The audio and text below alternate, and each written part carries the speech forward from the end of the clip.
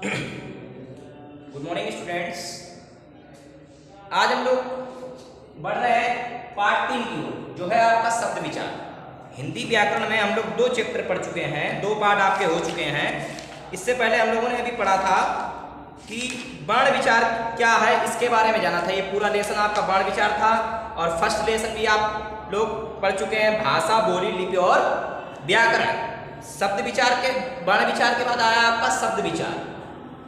अब बेटा शब्द विचार क्या है, इसके बारे में जानते हैं हम लोग। सबसे पहले तो मैं बता दूं आपको कि शब्द क्या है, शब्द किसे कहते हैं। भाई शब्द विचार से स्टार्ट होने, शब्द पे विचार करना है। शब्द क्या है, इसे शब्द किसे कहते हैं, शब्द के भेद क्या है, और इन सब के बारे में हम लोग जानेंगे। यानी शब्द क्या है ये जानते हैं। वर्णों का वह समूह जिसका कोई निश्चित अर्थ होता है शब्द कहलाता है।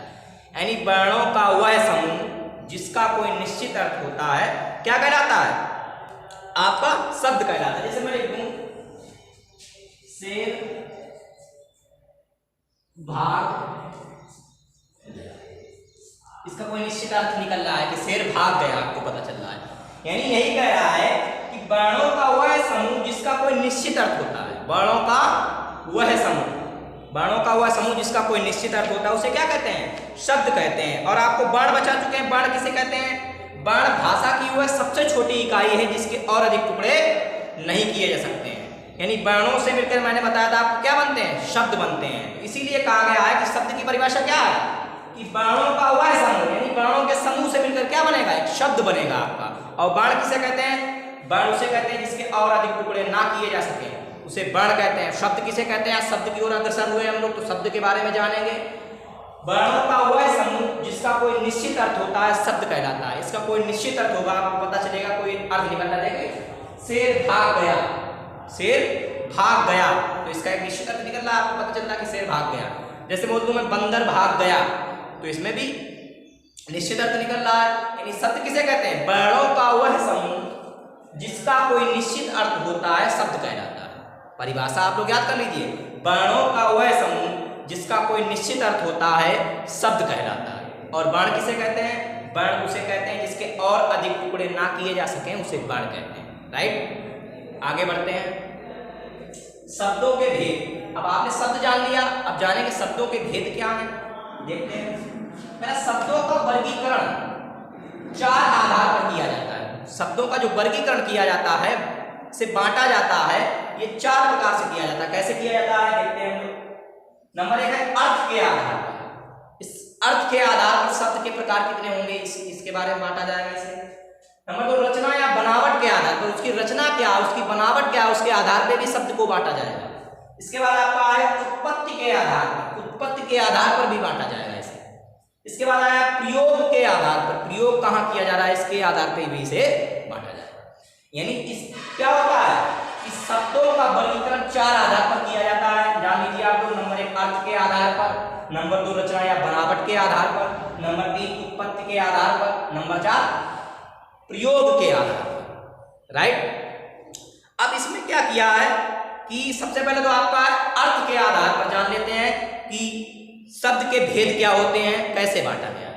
देखो नंबर फर्स्ट है अर्थ के आधार पर। अर्थ के आधार पर शब्द के भेद, यानी अर्थ के आधार पर शब्द दो भेद होते हैं। अर्थ के आधार पर एक तो सार्थक शब्द और एक निरर्थक शब्द।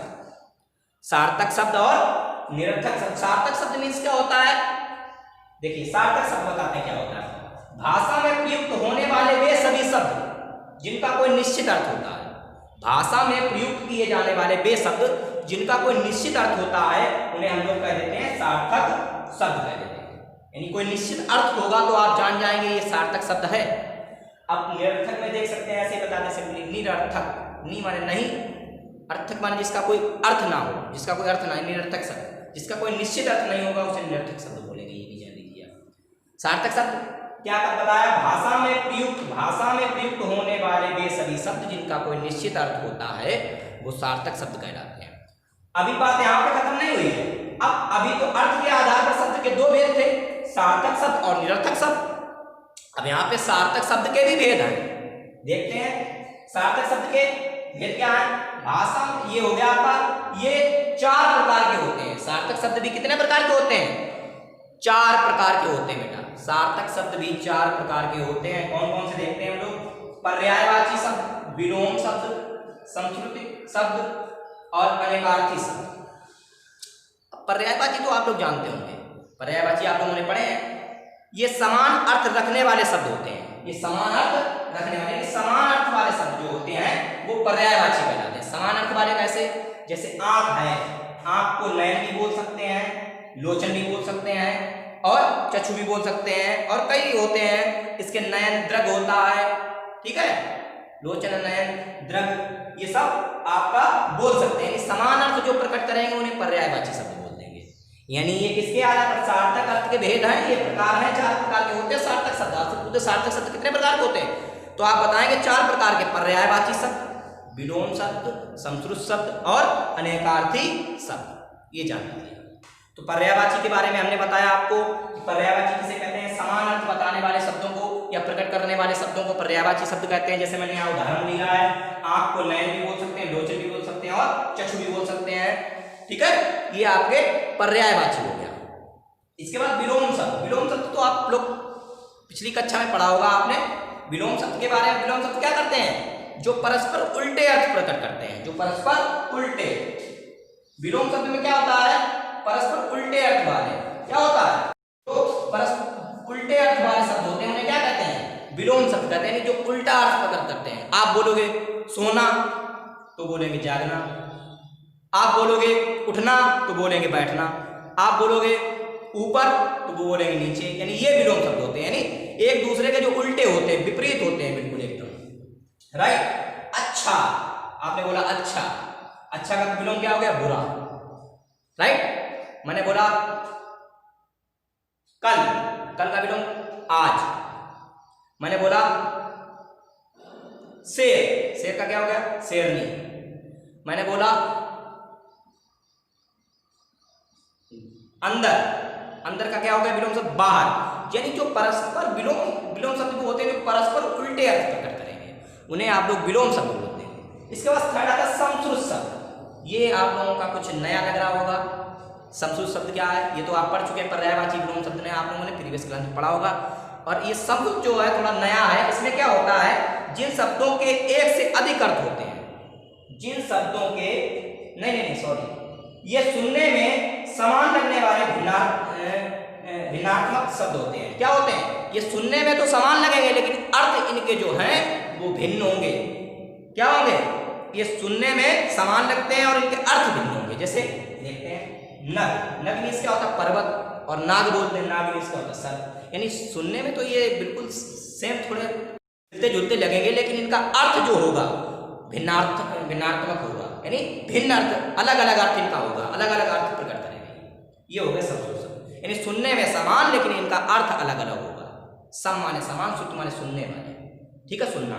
तो यानी जो सुनने में समान होंगे, लेकिन क्या होगा? इनका अर्थ जो होगा वो अलग अलग होगा। इसके बाद हम लोग देखते हैं अनेकार्थी शब्द। ये तो पढ़ चुके हैं हम लोग, फिर भी बताते हैं आपको अनेकार्थी शब्द क्या कहते हैं। क्या होता है अनेकार्थी? जिन शब्दों के एक से अधिक अर्थ होते हैं, जिन शब्दों के एक से अधिक अर्थ होते हैं उन्हें अनेकार्थी शब्द कहते हैं। कैसे? जैसे अंबर, अंबर लिखा है आपका, अंबर मीन्स आकाश भी होता है, अंबर मीन्स वस्त्र भी होता है। यानी शब्द एक अर्थ अनेक, शब्द एक अर्थ अनेक, तो अनेकार्थी शब्द कहें। यानी अंबर मीन्स आकाश भी हो गया, अंबर मीन्स वस्त्र भी हो गया। तो आप देख रहे हैं एक ही शब्द है अंबर, और इसके दो अर्थ हैं, यानी आकाश और वस्त्र। तो ये आपका हो गया अनेक आर्थी शब्द। बोलने से ही पता होगा, अनेक माने बहुत से, अर्थ माने अर्थ जिसके एक से अधिक अर्थ हो, बहुत अर्थ हो, एक से अधिक मतलब बहुत ही बोल सकते हैं, उन्हें अनेकार्थी शब्द कहते हैं। इसके बाद नेक्स्ट वीडियो में हम लोग पढ़ेंगे जो है निरर्थक शब्द किसे कहते हैं। ठीक है, निरर्थक शब्द किसे कहते हैं इसी वीडियो में बता देते हैं। थोड़ा सा हिंदी में कुछ शब्द ऐसे भी हैं जिनका अलग से कोई अर्थ नहीं होता, लेकिन सार्थक शब्दों के साथ जोड़कर उनका प्रयोग किया जाता है। यानी इनका कोई अर्थ नहीं होता, लेकिन सार्थक शब्द के साथ जोड़कर इनका प्रयोग किया जाता है। जैसे बता देते हैं कैसे होता है, एक उदाहरण ले लेते हैं हम लोग, उससे ही समझ लेंगे।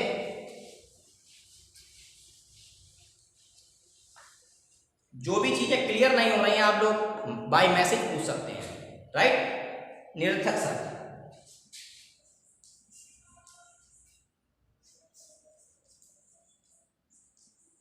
इन्हें क्या होता है, सार्थक शब्दों के साथ लिखा जाता है लेकिन इनका कोई निश्चित अर्थ नहीं होता है। जैसे जैसे आप बोलते हैं कहीं जाओ, आप चाय बाय पीजिए।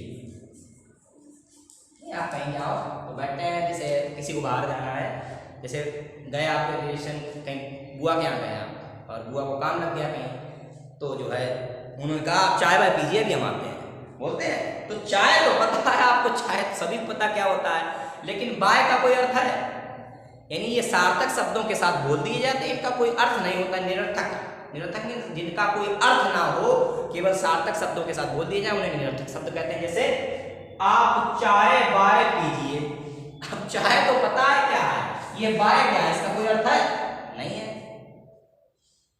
चाय बाय पीजिए। जैसे तुम पानी और वानी पी लो। जैसे मैंने बोल दिया तुम पानी बानी पी लो, तुम पानी बानी पी लो। अभी पानी का क्या अर्थ है, समझ नहीं आ रहा कुछ। पानी का तो है, तुम पानी पी लो, तुम पानी बानी पी लो, इसका मतलब क्या हुआ? यानी निरर्थक शब्द का मतलब ये हुआ कि जो है इन्हें सार्थक शब्दों के साथ बोला जाएगा लेकिन इनका कोई अर्थ नहीं होगा। जैसे जैसे बोलते हैं चक चक मत करो, चक